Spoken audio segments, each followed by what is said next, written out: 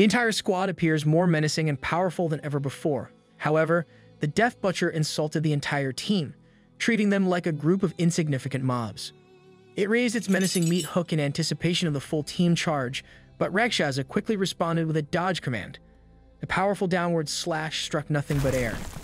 Now, it's the Dark Shadow Wolf's turn to display its capabilities. Even the formidable Death Territory boss felt Death's aura upon it as the wolf landed a claw strike. Enraged from being hit, the boss retaliated mercilessly. The attack connected squarely with the wolf, sending it crashing to the ground. Rakshasa had already expected this intimidating combat ability from the boss. It continued to taunt and insult them, hurling words as unsightly as his own ugly face. Having established that the wolf was outmatched, Mu's shadow sprang into action, backed by the poison spider's web. Even the butcher's legs fell victim to the web trap. With the boss immobilized, Mu's shadow seized the opportunity to inflict some damage. She executed her skill flawlessly. But the damage was honestly trash. You have to pump those numbers up. Those are rookie numbers. Rakshasa had to step in with his monster's long-range barrage. The Devour Heaven Frog and Goblin Mages went wild with their projectiles and flares. The spiderweb trap eventually dissipated, but they managed to deal considerable damage. The mouth within the butcher's stomach threatened to consume their flesh and drink their blood. It was far from unintelligent, as it could engage in trash talk fluently. It has the full gamer build after all. Moreover, it began targeting Rakshasa personally after identifying him as the head of operations. With that in mind, it was now the Goblin King's moment to shine. The two Dota 2 hero-looking monsters clashed blades, engaging in a contest of strength. It soon became apparent to the king that he was being overwhelmed by the butcher. Finally, the formidable boss unleashed its special move, the Bone Crusher, living up to its name. This move not only dealt immense damage but also decreased the enemy's attack, defense, and speed by 20%. While the butcher was occupied, Dark Shadow Wolf aimed to take advantage of the situation and strike from behind, utilizing its special skill, the Dark Shadow Rip. However, in addition to its impressive offensive abilities, the creature possessed keen intuition. It swiftly turned around and ensnared the wolf with its hook through its slender body. Concern for his boss, summoned from the first floor, gnawed at Rakshasa. Sadly, his fears became reality as Dark Shadow Wolf perished, disintegrating into nothingness as its HP bar hit 0. Kill the MC's dog and prepare to get John Wicked. The time had come. Rakshasa took this fight personally, Michael Jordan style. There was no room for mourning. Vanquishing the boss took precedence over all else. The illusions created by Little Bro, which had been keeping the foreign party at bay, couldn't hold out for much longer.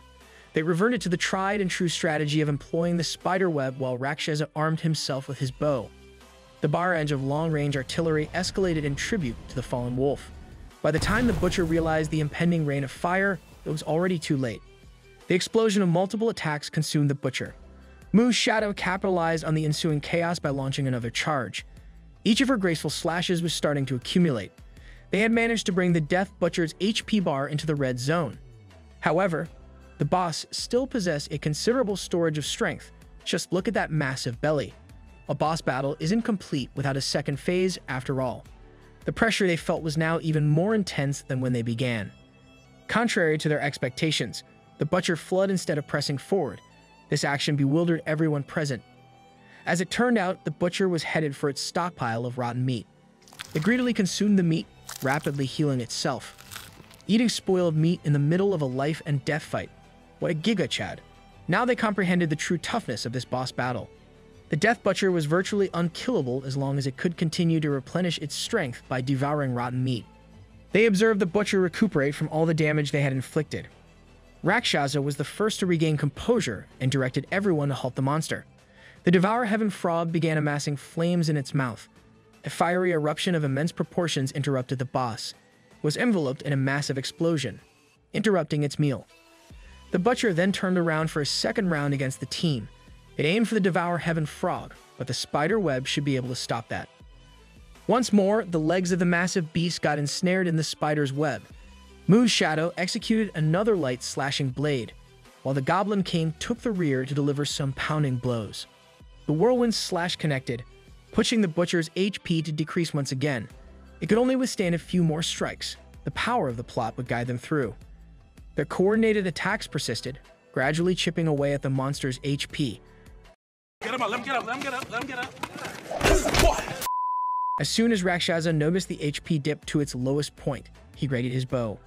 Kill stealing like a real gamer. I like it.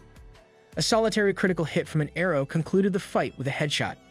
Even in its dying moments, the Death Butcher glared at him with disdain.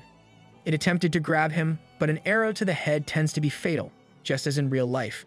And just like that, this young group of adventurers managed to vanquish the boss of the infamous Death Territory. Rakshasa's name was now plastered across everyone's notifications throughout the entire area. The system itself was exposing him. Before the group lay the plentiful loot from the boss kill. Little Bro acted as if he was a genuine part of the team when all he did was hold onto his balls the entire fight. Amidst the massive pile of loot, a particular bow caught his attention. It was the Blood Fiend longbow, featuring a 10% life steal effect and massive attack power. This seemed to be one of those legendary S-rank weapons. They had truly hit the jackpot this time. Many individuals had been adventuring for years without obtaining a single S-rank weapon. He tested its overwhelming power, and the S-rank title was not just for show. I just know the kill steals and last hits are about to become even more devious. The potency of this weapon was genuinely astonishing. You could even sense its bloodthirsty aura.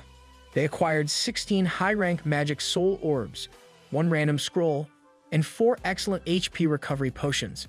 Rakshasa would take the bow and the scroll, while they'd divide the orbs. Mu's shadow instantly attempted to decline the division. However, she had already been informed that he had sent her their portion. He insisted that since they had collaborated to defeat the boss, the siblings deserved their fair share. Our MC was genuinely attempting to give her his magic soul balls, orbs. She remained conflicted. Undoubtedly, this would greatly aid her in her rank 2 demon territory exam. But Rakshasa had essentially soloed the boss. Meanwhile, the Doctor Strange cosplayer and his goons arrived on the scene. The trio fools were embarrassed that they had been detained by an illusion for so long. Of course, young Bro was the first to start trembling in fear. Now it was 3 against 3, with old adventurers facing off against the young ones. The large oaf, Harrison, no longer wished to waste words. It was time to pummel. Once they were done with the youngsters, they intended to plunder their recent gains. Observing the situation, Rakshasa had only a few summoned beasts left. The likelihood of victory was slim. Thus, leaving the territory was the wisest move. Even Little Bro agreed, but Mu's shadow was evidently of a different mindset. She wasn't keen on leaving immediately. She instructed her group to run first. She intended to confront these villains, believing they were responsible for her 6th uncle's death. Our boy would never let her go alone looking like that. Her little brother, on the other hand, doesn't want anything to do with this fight. He's taking his leave first. Why'd they have to censor her bits like that? Seeing how stubborn she is, Rakshasa thought that there was no way he would let her stay behind alone. She asked him why he didn't leave, as this personal grudge was not related to him. But even despite that, he can't just watch her get killed by 3 foreigners. Yes, officer, that's a certified simp right there. As the enemies rushed at them, he promptly summoned a beast to stop their advance. The appearance of this summons dumbfounded the villains. It was none other than the newly killed boss of the Death Territory, the Death Butcher. With his ugly bald head and face, it exuded terror on the field. The 3 Stooges had never heard of a Death Territory boss spawning again after being killed, and they were absolutely clueless as to why this boss was not attacking the other party. Mu's shadow shed a painful tear. She's full of rage and vengeance for her 6th uncle. The big boss raised its chains and meat hooks, locking onto the big villainous man. Harrison swung his battle axe, only to hit nothing but the cold, hard ground. The Death Butcher, along with the 2 youngsters, vanished completely, all that hype only to teleport out. Meanwhile, we're back on the 4th floor of the demon territory. The magic barrier around the altar is still there. Mu's shadow and Rakshasa reunited with little brother and 6th uncle. They have to get this girl a skirt or something. Our MC is not complaining though. The old man is all smiles as he finally saw his niece once again.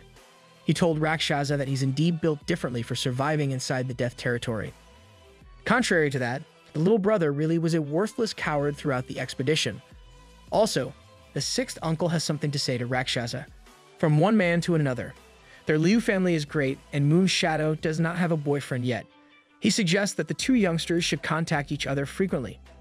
Old man is the absolute best wingman. She got her heart racing for Rakshasa. This, of course, made her blush in embarrassment, but she's not saying no. The 6th uncle is just enjoying teasing his niece with the stud that is Rakshasa.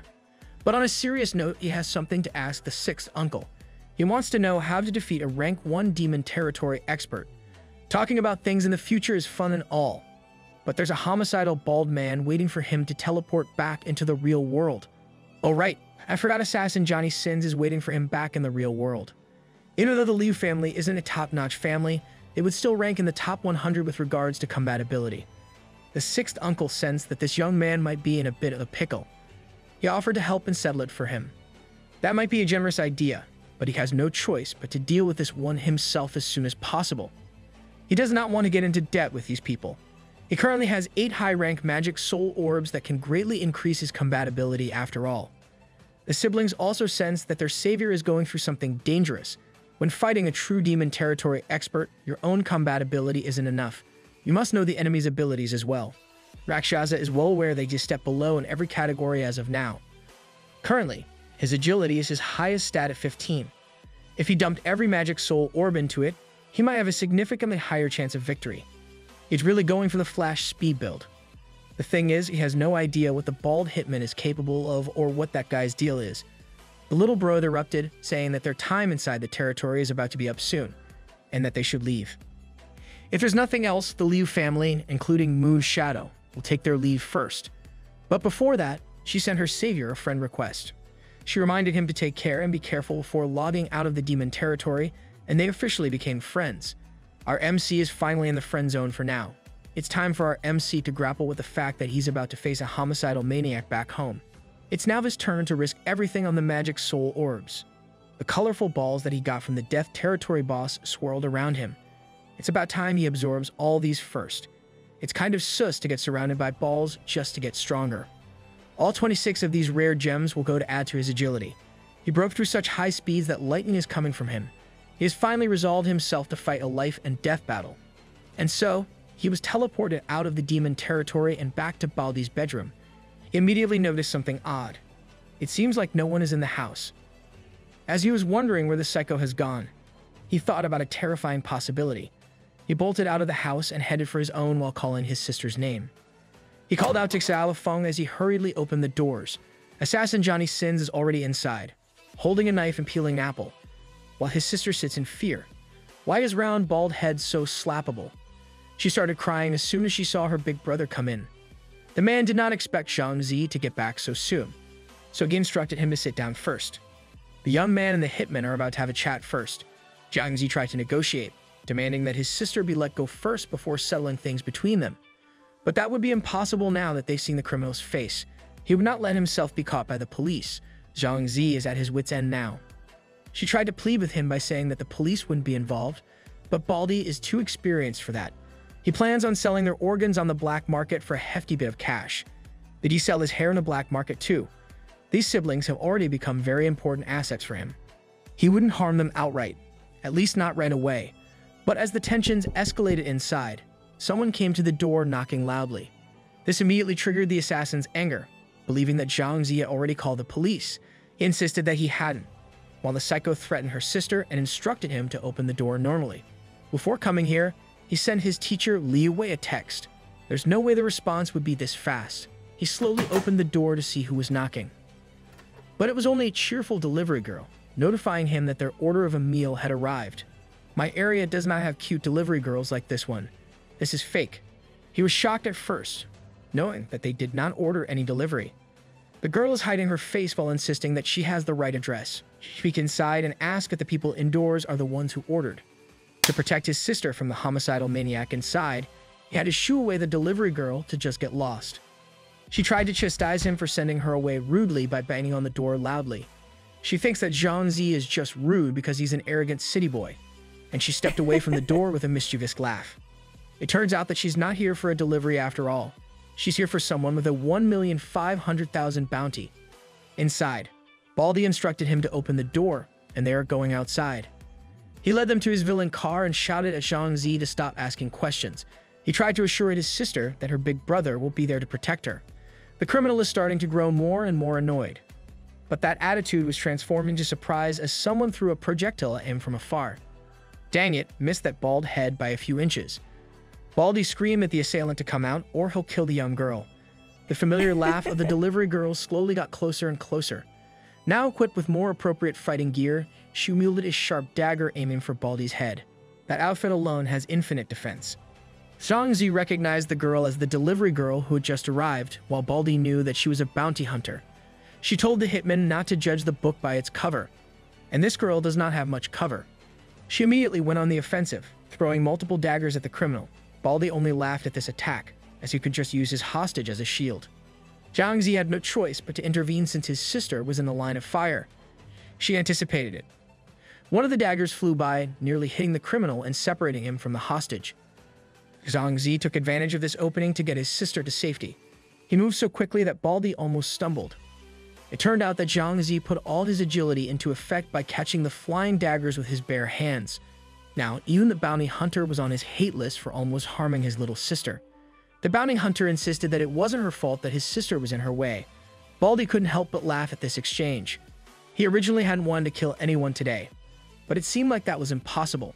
Now that the hostage was out of the way, the bounty hunter could go wild with her daggers. The hitman's composure remained sky-high, ready for the mysterious girl's speed. But behind his glasses, deep within his eyes, was a terrifying power. Oh snap, Bald Boy is about to go code geese on them. The eye that his scar crossed through emitted mysterious signals that took over the bounty hunter. Knowing that this girl had attributes heavily focused on agility, her mental fortitude must be weak. She wouldn't be able to escape his mind control ability. The possibility of this ability is endless, and it went to an actual serial killer. Anyone who tried to catch him was sent to hell. Zhang Ze caught on that this criminal specialized in mental spirit techniques. If that was the case, he had to make use of this chance to pounce and kill. Right now, all he could think about was taking advantage of his speed. Baldy pulled out a gun, ready to finish off the bounty hunter. Zhang Ze was too fast for him, delivering a punch to the stomach that did the job. He attempted to aim the pistol at our MC, but his slow hands proved to be his downfall as the gun was smacked out of his grasp. I guess fists are stronger than bullets from now on. He couldn't believe how fast this kid was, but Zhang Ze knew he had been lucky that this dumbass hadn't taken the pistol from the start. His sister went to his side to check on him while Baldy lay unconscious on the concrete floor. It seemed like the money-hungry bounty hunter was still under the spell of the criminal. Oh no, I've seen this scene somewhere before. What do you mean by that? His sister wondered if they should help the girl, but he was still upset about her remorseless actions. So, Xiao Feng proposed a better idea, and the first thing they would need was an inconspicuous ink. 10 minutes later, the police finally arrived to clean up the scene, with some curious bystanders gathering around. Zhang Ze's teacher had arranged everything, worried about how his student had handled a criminal who had already killed 7 people. He sincerely apologized for his actions, but he didn't have any other choice.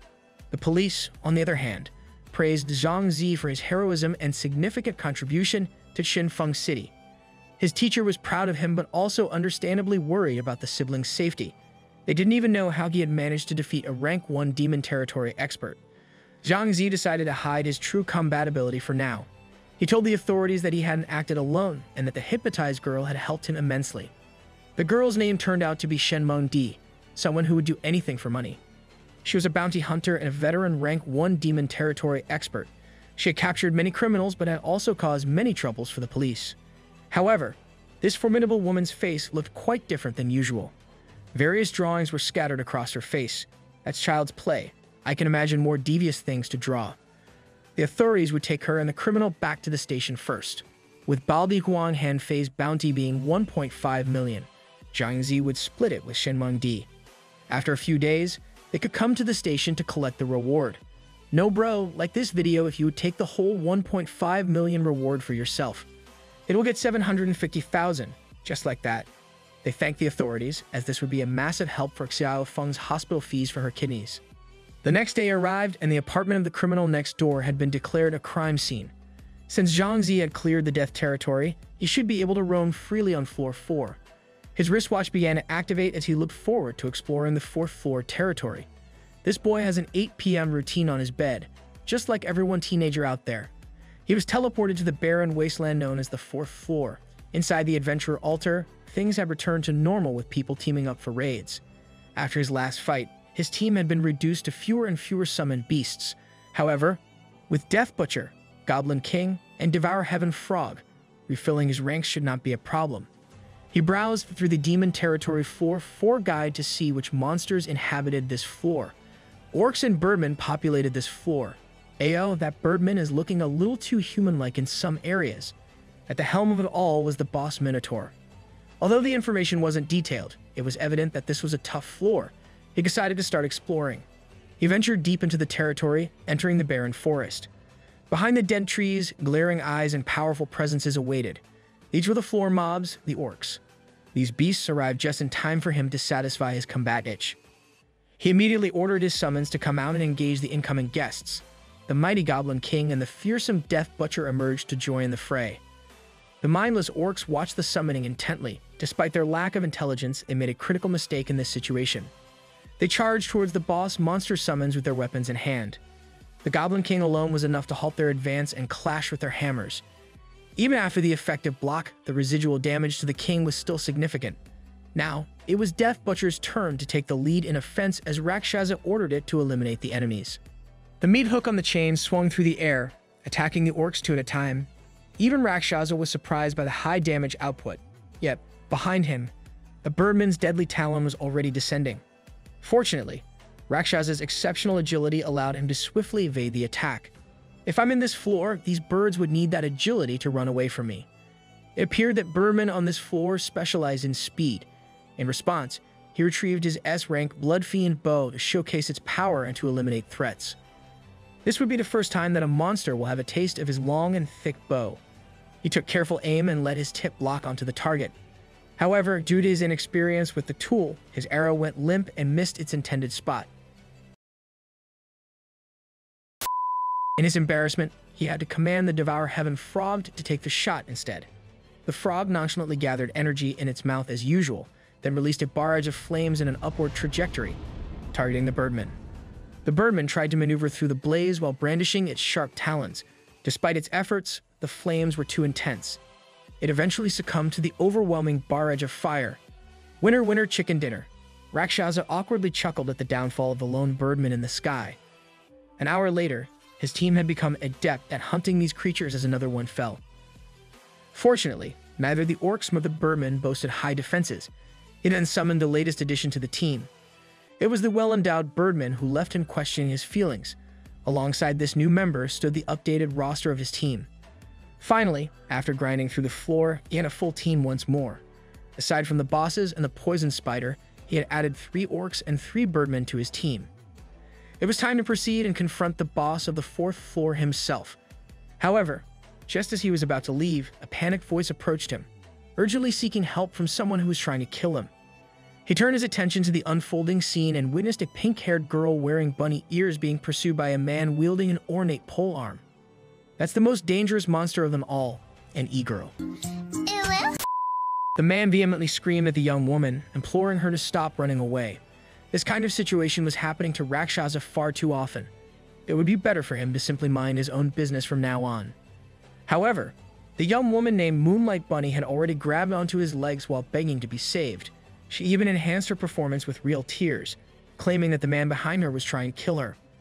Rakshasa instructed Moonlight Bunny to run to safety at the altar by herself. But as soon as the pursuer got close, Moonlight Bunny started acting as if she and Rakshasa were close companions, with him being the mastermind. Initially, Rakshasa was puzzled by the nonsense this girl was spouting. However, he realized that it was all a ruse to redirect Violent Dragon King's anger and murderous intentions toward him. He attempted to reason with Violent Dragon King, insisting that he didn't even know this e-girl, but his words only fueled Violent Dragon King's rage, as he saw Rakshasa as someone who discarded companions. With the young lady still clutching his leg, Violent Dragon King unleashed his special skill, the Shock Mountain Swing, a deadly combination of a bad temper and craziness. Meanwhile, Moonlight Bunny had already made her escape from the scene with a mischievous laugh.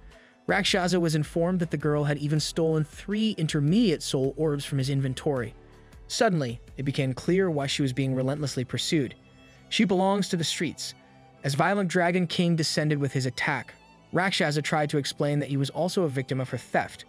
However, Violent Dragon King was fed up with deception and wanted destruction. I don't want peace. I want problems, always! Observing the stubbornness and foolishness of his opponent, Rakshasa understood that this confrontation wouldn't end without a fight. He initiated his defense by summoning a poison spider to launch a web attack. The sight of his 2nd floor monster on the 4th floor left the guy bewildered. Realizing that Rakshasa's talent skill involved summoning monsters, he started to panic. Things took an even more menacing turn when Rakshasa summoned the massive Devour Heaven frog. The frog's presence sent a shiver down Violent Dragon King's spine. Rakshasa wasted no time and ordered fireballs to neutralize his foe. Using your balls against another man is kind of sus. The intense flames consumed the adventurer entirely. The power of this classic combination was as reliable as ever.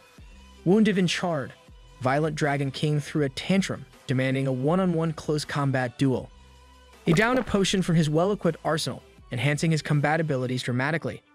The potion granted him a formidable boost and exuded an intimidating aura that shattered the spider's web. Rakshasa needed to be cautious of the effects of the potion the guy had consumed. Violent Dragon King pressed on with his strong polearm in hand. Fortunately, Rakshasa's high agility made him incredibly elusive. The guy's frustration grew as he struggled to counter Rakshasa's nimble attacks and defensive maneuvers.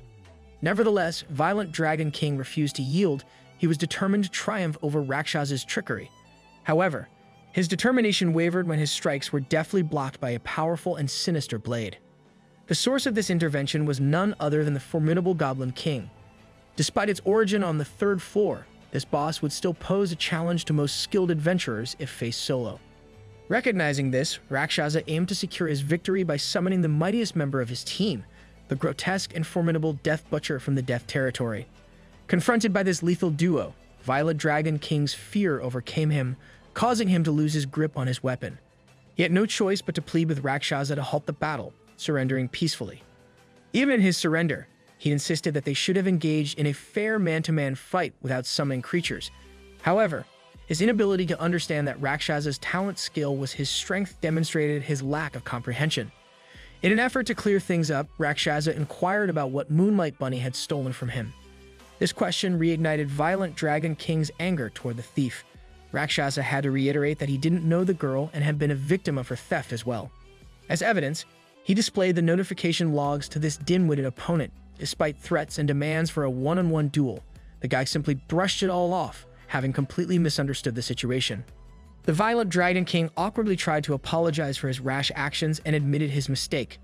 Even though the guy was stubborn, he had pretty good values and could recognize his wrongs and correct them. Believing that fate had brought them together that day, the guy proposed that they should be friends. It was Rakshasa's first time encountering someone as straightforward as this guy, a personality that matched his taste. And so, they sealed their newfound friendship with a handshake. The Violent Dragon King offered to help him out if he ever needed assistance in the future.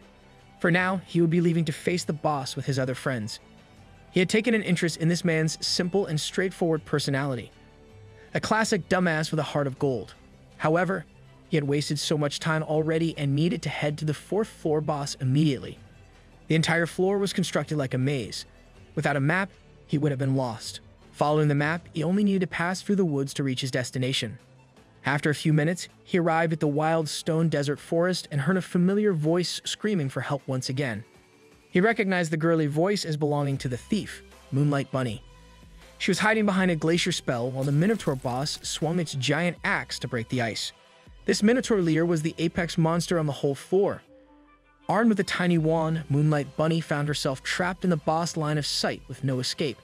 For once, she shed genuine tears and cried out for help with all her heart. From a distance, Rakshasa wondered if this was truly what the girl deserved. Behind the Minotaur leader, he also noticed something odd about a boss orc. The boss orc, named Ryu, had also been a victim of the bunny's theft. Rakshasa knew that her stealing should be punished, but it wasn't so extreme that it warranted a death sentence. The scene before him was quite cruel. The Minotaur leader finally broke through the ice. Rakshasa decided to intervene and save the day with his S-rank bow equipped. He managed to land an arrow on the boss monster, but this immediately drew the monster's attention. The boss orc was angered that someone was interfering with his plans. He warned Rakshasa to mind his own business, insisting that the thief deserved to die. Rakshasa stepped forward and argued that killing was not the answer. She was still young and deserved a chance to change. This earned him an attack from the boss orc as it activated the Reckless Bull charge. Ryu ignored Rakshasa's words, believing that if he wanted to save the girl, he must first prove his capability. The boss orc firmly believed that no one could defeat this 4th floor boss solo. However, Rakshasa was confident that he could, as long as he could summon his army. And so, the deadly duo of the Goblin King and the Death Butcher emerged, accompanied by his birdmen and orcs. Bai Ryu was shocked to see such an overpowered skill in action. The Minotaur leader shared the same sentiment, its rage reaching new heights. Now was the time for Rakshasa's bread and butter move, the poison spider web attack. The bull raged, delivering powerful slashes all over its body. It was clear that they needed to attack together and focus their fire. The whole team launched their offensive against the trap boss, using all their tools. The Death Butcher's chain attack significantly reduced the enemy's HP. And when it was the Devour Heaven Frog's turn, the attack was fiery as hell. The entire monster squad aimed to end the fight quickly with an all-out assault. The Minotaur leader was engulfed in a torrent of pure damage. Bai Ryu closely observed Rakshasa's every move, realizing that summoning bosses made one nearly invincible. Compared to him, the guy's talent skill, the disguise was subpar. Bai Ryu would remember this day, as well as Rakshasa's name. He told Moonlight Bunny that she was fortunate that an idiot was willing to save her that day. She cried from behind a small cover, waiting for the fighting to cease. Eventually, the Minotaur leader was overwhelmed, its HP dropping to 0. It dropped its axe and disintegrated completely. He was officially notified of his victory over the boss of the 4th floor, the Minotaur leader. His full roster strength was indeed that formidable. He only lost a single orc in this battle. Moonlight Bunny approached him and sincerely apologized for her previous actions. She acknowledged her mistake and wanted to express her gratitude for his help by returning what she had stolen. After experiencing the life and death punishment this time, she should have learned her lesson. He warned her not to steal again in the future, as he wouldn't be as forgiving next time. Clutching his balls, orbs, returned to him by the bunny. It was time to introduce the new addition to the team before proceeding to the 5th floor. The muscular and massive Minotaur leader was now an official member of his roster. He promptly activated the teleportation gate to the 5th floor and planned to return home and rest early afterward. Meanwhile, in a distant location, we witnessed someone teleporting back to the real world into a filthy, messy, and small room. Why is there a magazine and clumped up tissue papers in there? It was the adventurer disguised as the orc boss Bai Ryu, who was still bitter about his failed plans. Letting out a frustrated sigh, he opened his meal for the day, ramen. He ate while scrolling through his phone. He's low-key just like me. For real, he came across something intriguing, a bounty post related to the same Rakshasa from earlier. This discovery fueled his motivation to hunt down this mysterious adventurer even more. The next day arrived and we were back at Zhang Ze's university.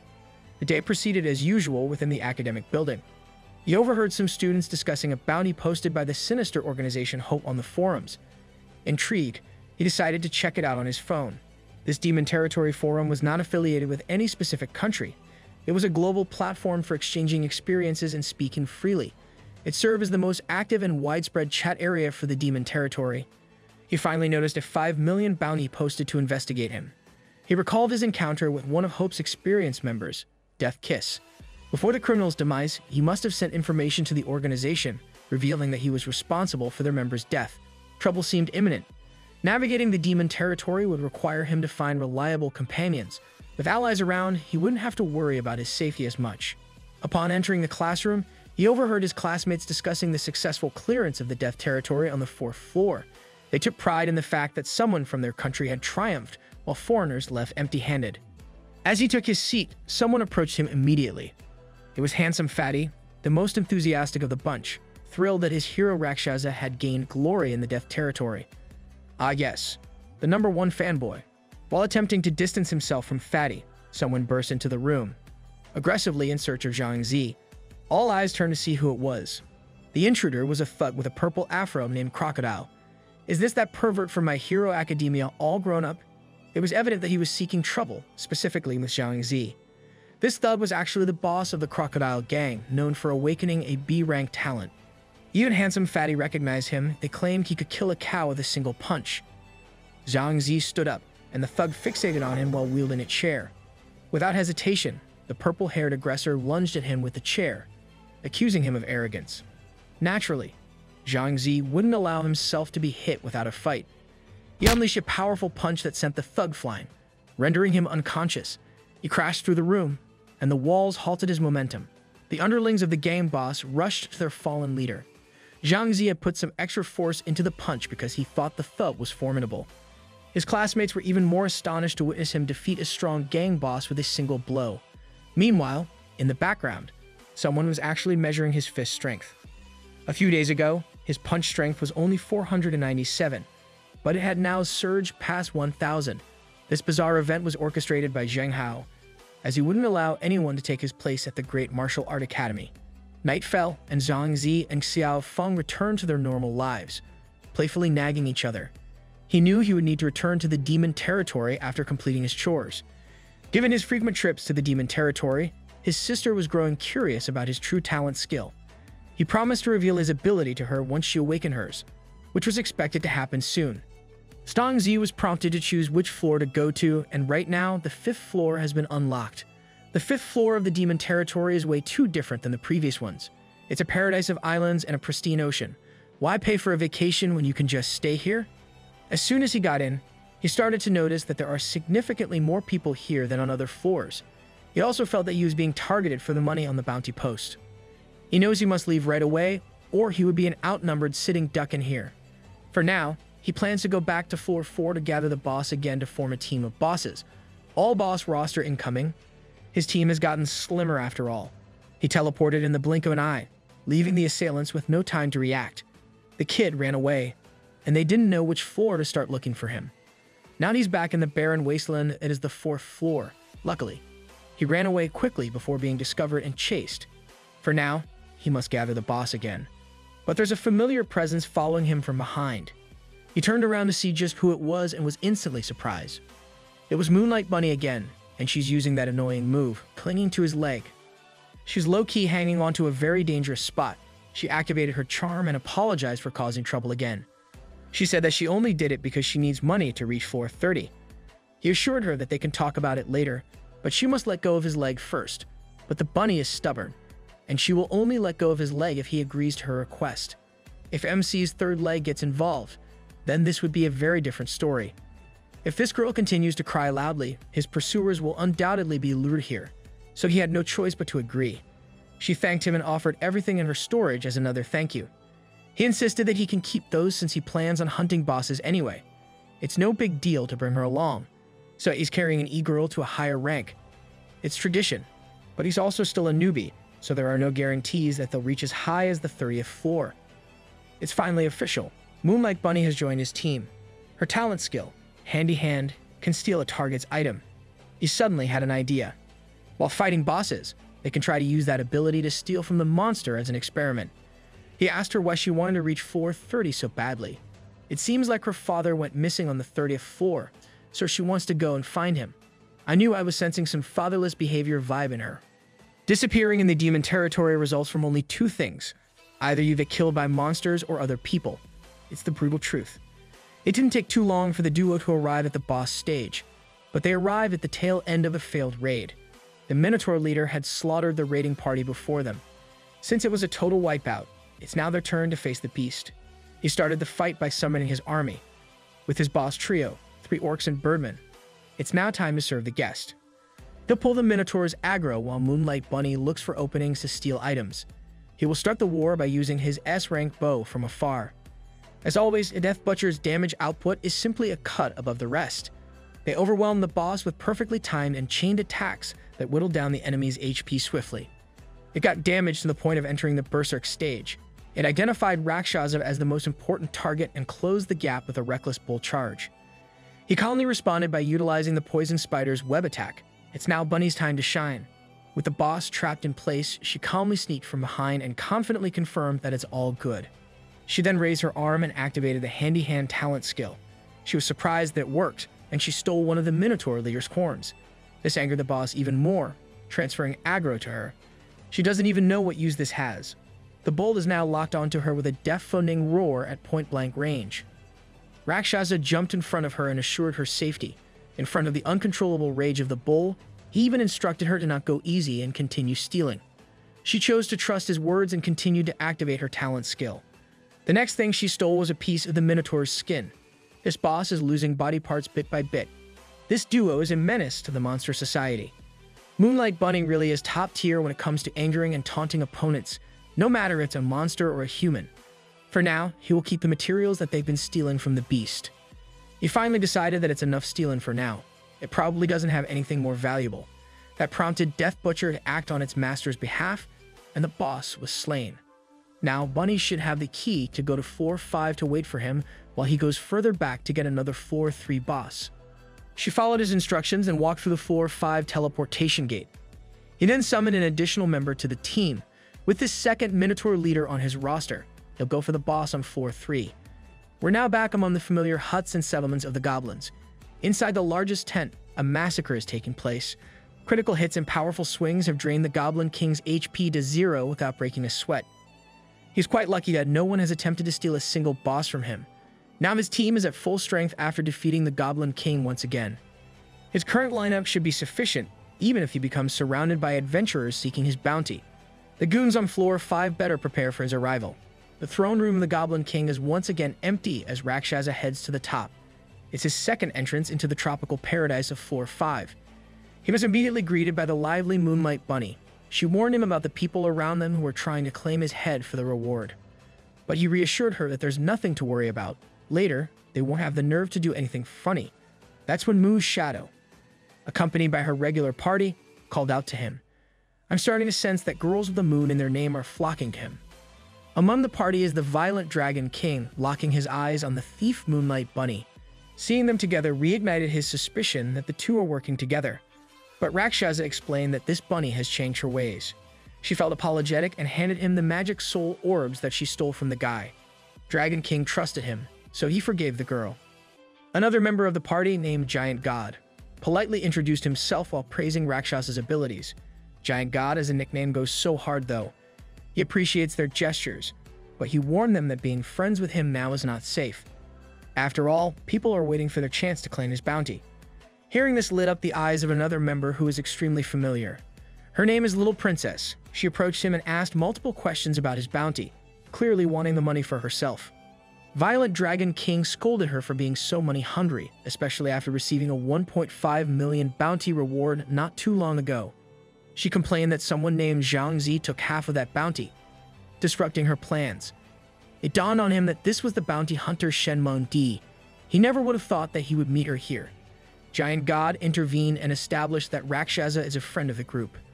Violent Dragon King then went on to highly praise his summoning skills, emphasizing that this kid could even summon bosses. Another member holding a staff named One Autumn Leaf was intrigued by this information. Since he was that powerful, they estimated his talent to be at least S rank, but he revealed that it's a little higher than that. They'd assumed it was the fabled SS rank. They forgot another S, but that would be too much of a flex to reveal. It's documented that in the whole country there are fewer than 500 S-rank players, so an SS-rank player should be exceedingly rare. He thanked them for the praise, but he's still a newbie. He can only reveal this much for now. After being introduced to everyone, they all wanted to send him friend requests, even just for the bragging rights of having Rakshasa on their friend list. And so he became friends with One Autumn Leaf, Giant God, and Little Princess. Moonlight Bunny's eyes shone with admiration for her benefactor. She unknowingly gained an extremely strong ally. Rakshasa then informed everyone that he'll be forming a team with Moonlight Bunny too. She doesn't need any loot, and she's only there to be carried. Violent Dragon King doesn't have any issues with it, but the rest of the team might have differing opinions. And so does Little Princess. She thinks that the party is simply not saying anything because they want to be seen as good people. She believes that Bunny should at least pay some fees. Girl, you should return that 750 to our boy first. But the entire team knows that this is just Little Princess's way of extorting some cash. However, to save face for their leader Giant God, she agrees. This girl is the only healer in the team. She might be greedy, but she's fundamentally a good person. Her skills are solid, but her temper is not. With that settled, Giant God told everyone to prepare as they are setting off to defeat the boss on floor 5, the Black-Fin Wizard. Last time, they failed to defeat it, but with enough potions and the addition of Rakshasa, success is within reach. Rakshasa also observed that the killers around him are not attacking recklessly. He set off with the party with a warning that teamwork is essential from here on out. They have many monsters to face, so resource management is crucial. They didn't progress far before catching the attention of aquatic beasts. Giant God took the massive shield from his back and absorbed the initial charge of the enemies. He then enveloped the whole party within the magic circle of his talent skill. It's the S-rank defense aura. Everyone within his range will have their defense increased by 50% with no time limit. It seems like the leader of this group is top tier. Giant God has the skills to back up his cold nickname. A Murloc attempted to get in range for an attack but was met with Violent Dragon King's deadly pole arm. However, that powerful attack was quickly rendered useless as a Murloc magician healed its companion. These fishes have better synergy than you and your teammates in ranked games. Seeing this happen, Mu's Shadow jumped into the fray to take care of the problem. Her graceful and deadly light blade slash was as effective as ever. In just a single combo, this young woman dispatched the ugly fish monster. But the team was only getting started. A Murloc and Murloc magician duo suddenly found themselves frozen from the waist down. This was one Autumn Leaf's Blizzard talent skill. The two-monster freeze was only a teaser. The main event involved rendering every Murloc of all shapes and sizes swarming them, useless and immobile with ice.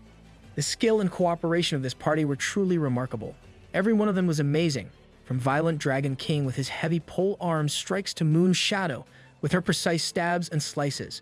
Joining this team would mean that Rakshasa wouldn't have to fight alone in the future. However, they were so in tune that he couldn't find a chance to do anything. They made quick work of the aquatic monster swarm, functioning like a seasoned veteran team. Giant God led the team to a stone and received the blessing of the water god. Because the boss on this floor was underwater, they would have to descend into its territory.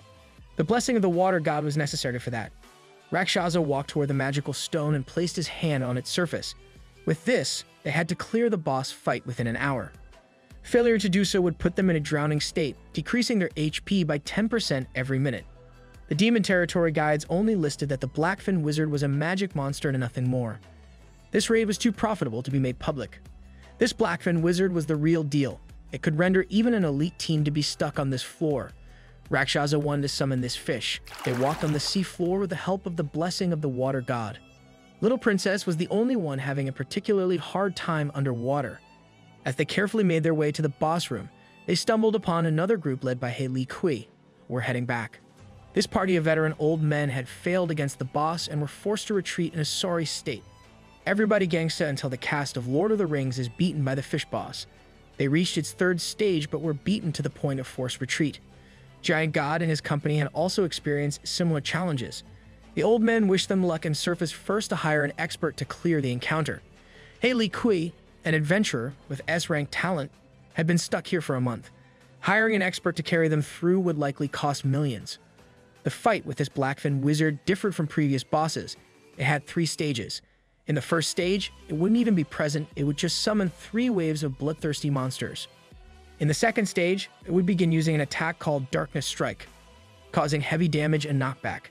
After reaching half HP, it would enter the third and most challenging stage. This beast would use the skill called Death Sacrifice. It dealt area of effect damage with a stacking effect. It would sacrifice an ally for 20% true damage, with each sacrifice increasing the damage by 20% until it reached 100%, resulting in an automatic wipeout. Dealing with this boss was truly tricky. The first 2 stages were manageable, but the third one gave them 3 tries worth of headaches. Assigning the tasks, Giant God would draw the boss' attention while Mu's Shadow dealt primary damage and Autumn Leaf provided support. Dragon King and Rakshasa would handle the third stage of the fight. The team was determined to defeat that slimy fish this time around.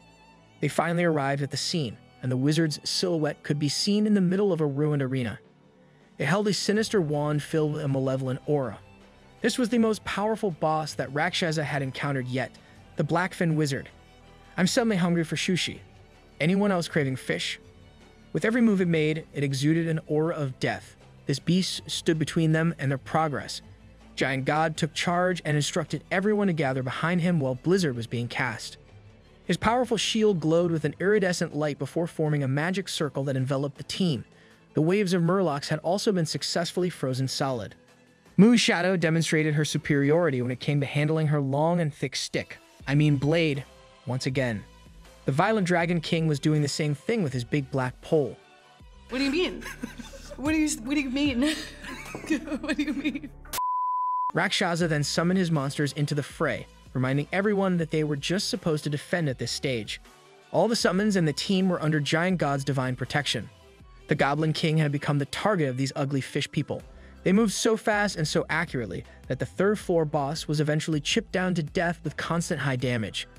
The Blackfin Wizard then ordered his next wave to charge at the intruders. Mu's Shadow continued to prove that wearing a skin-tight armor set granted her an immeasurable killing buff. Her plot is just way too big. Way too strong. Now that they had dealt with the waves, the wizard was entering its second phase. From the middle of the ruin arena, it instantly dashed to the middle of the battlefield.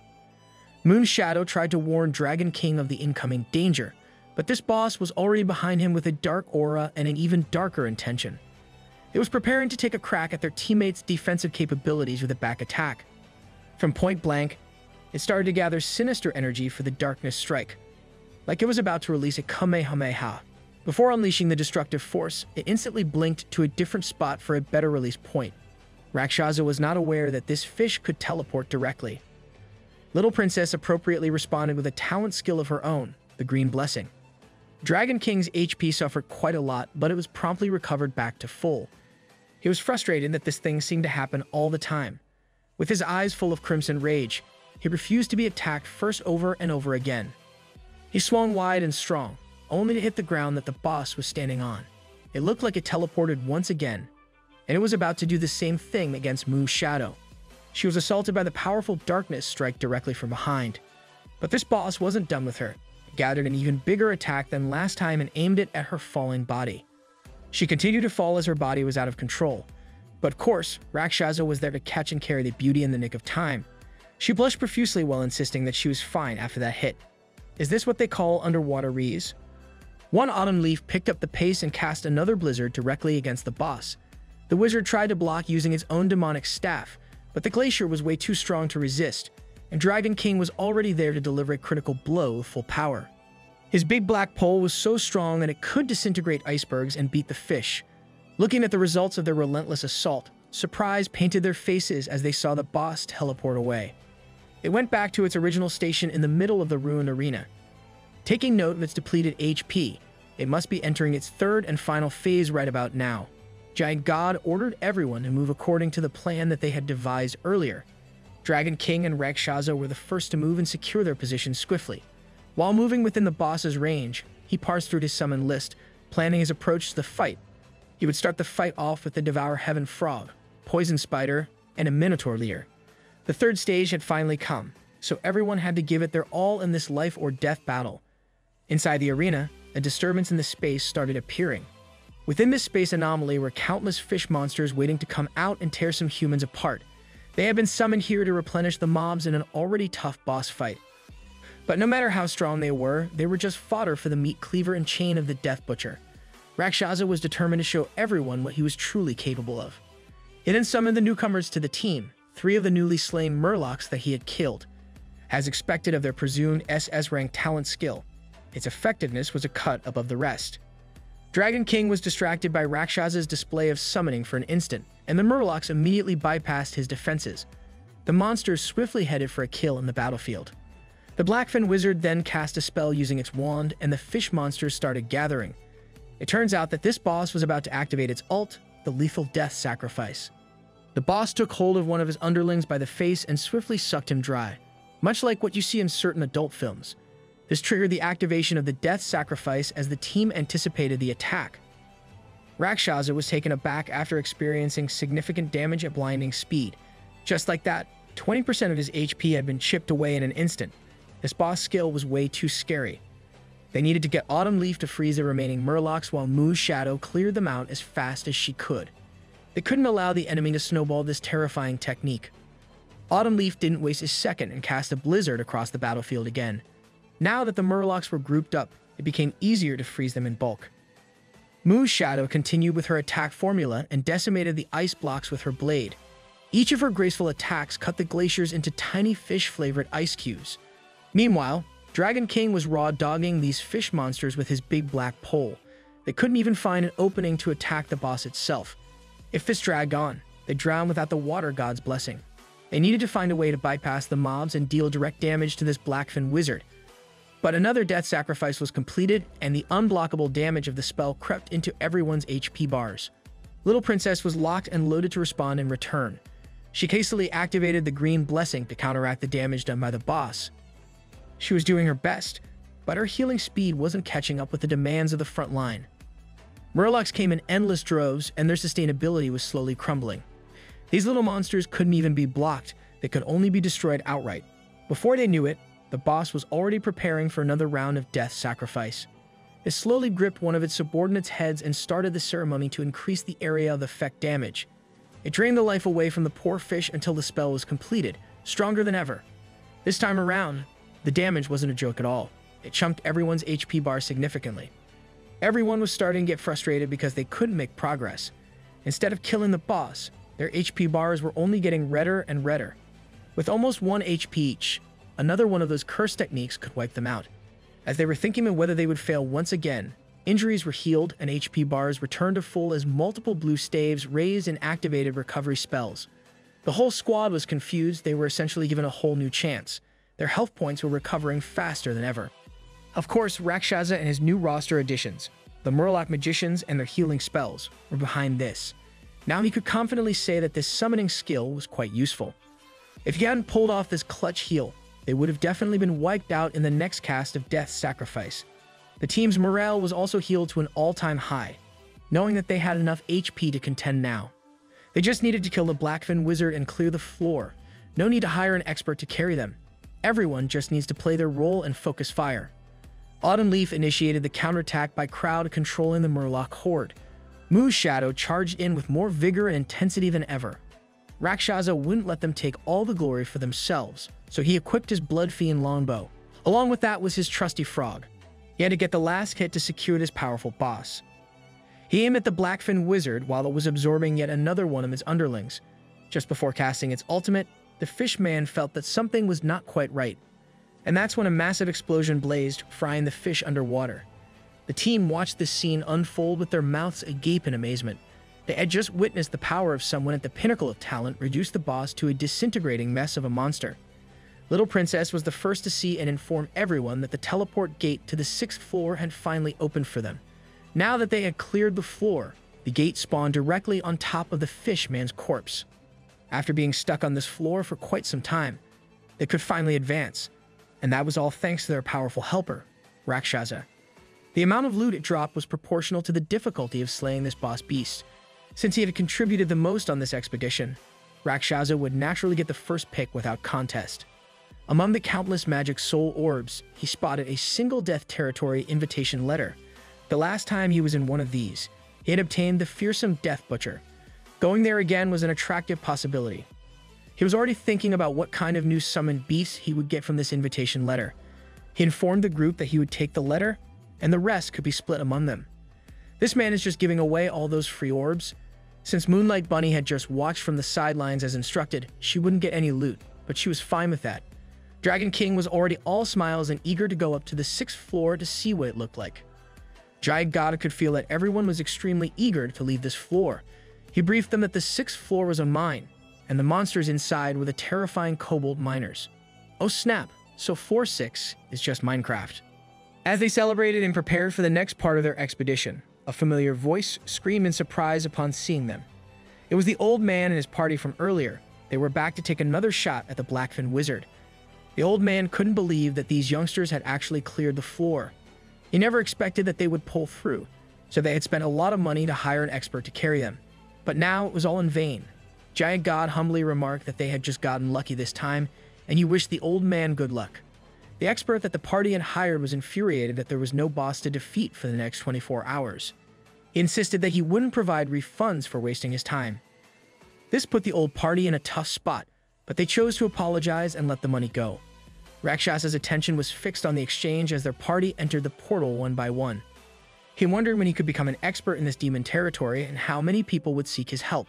The team finally emerged from the deep sea, finding themselves in the deepest depths of the mine, also known as the demon territory's 6th floor. The altar wasn't too crowded, and the pillars were exceptionally charged.